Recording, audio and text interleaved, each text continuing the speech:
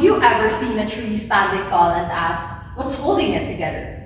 According to the World Health Organization, more than 60% of young adults say they grew up without having an emotional support. Unfortunately, I was one of them. Growing up, I was criticized, misunderstood, labeled, questioned even, before I even had a chance to know who I really was. But I'm standing here now not just to share a story. I'm here because I have a confession to make.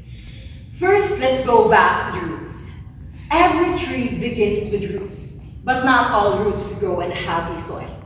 Mine were tangled with pain I didn't understand when I was younger.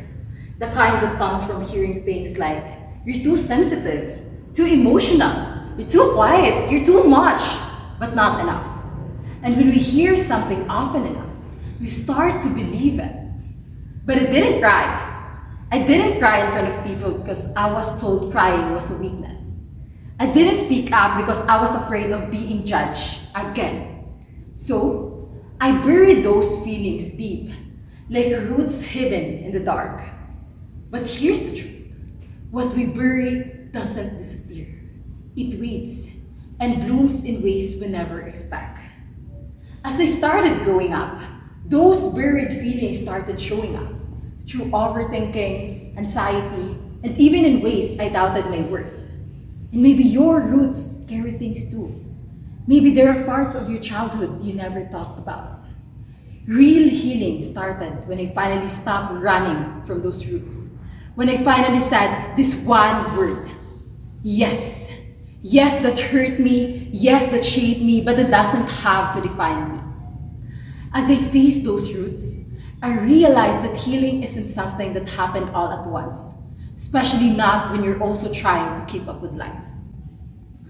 Next comes the hard part, learning to stand. Adulting feels like standing in the middle of a storm with a map written in invisible ink. You're expected to have answers to the question you didn't even understand yet.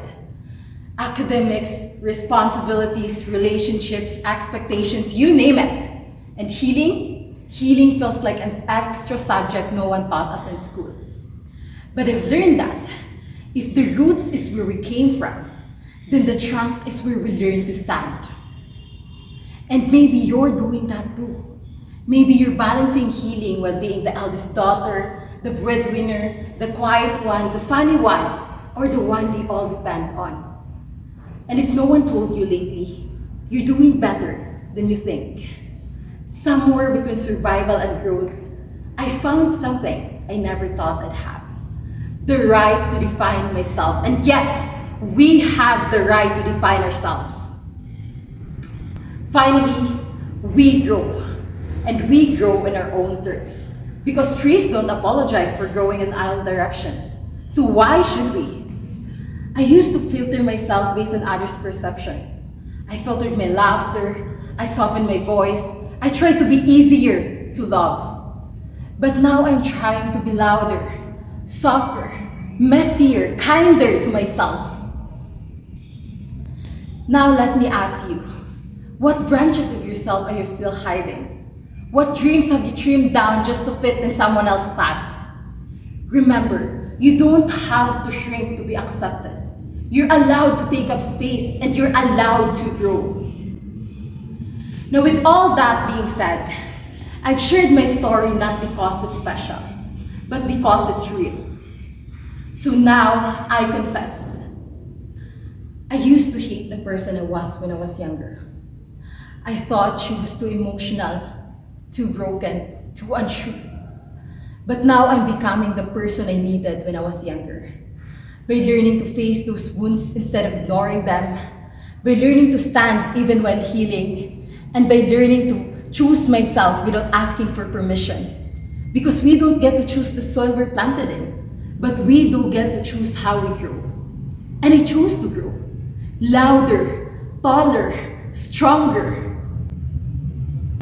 So now, have you ever seen a tree standing tall? Now you know.